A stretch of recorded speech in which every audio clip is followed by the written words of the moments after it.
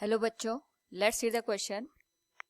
The acceleration due to gravity at a height h above the surface of the earth, radius equals capital R, is given by g dash equals g into capital R square divided by R plus h का whole square. Here f is less and less than R, then show that g dash equals g into 1 minus 2h divided by R. Now to answer this question, first we will discuss here the key concept, and here the key concept is acceleration due to gravity.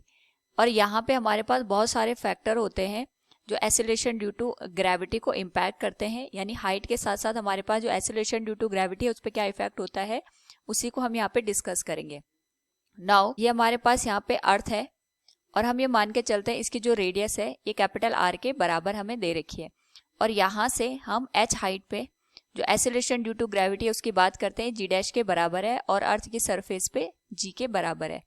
और हमारे पास question में दे रखा है G dash equals ji into capital R square divided by R plus H का whole square. Now यहाँ से अगर हम आर स्क्वायर कॉमन ले लें तो ये आ जाएगा G dash equal G into R square divided by, ये हो जाएगा हमारे पास R square into 1 plus H divided by R का होल स्क्वायर. नाउ यहाँ पे आर स्क्वायर से आर स्क्वायर कैंसिल हो गया तो जो वैल्यू बचेगी it will be G dash equals ji into 1 plus H divided by R raise to power -2.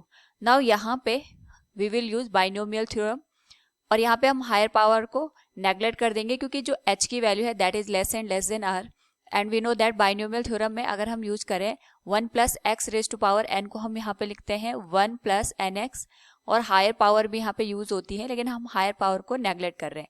So from here we can write g dash equals ji into ये हो जाएगा 1 minus 2h divided by are के बराबर. जो power थी -2 that will multiplied with the h divided by are.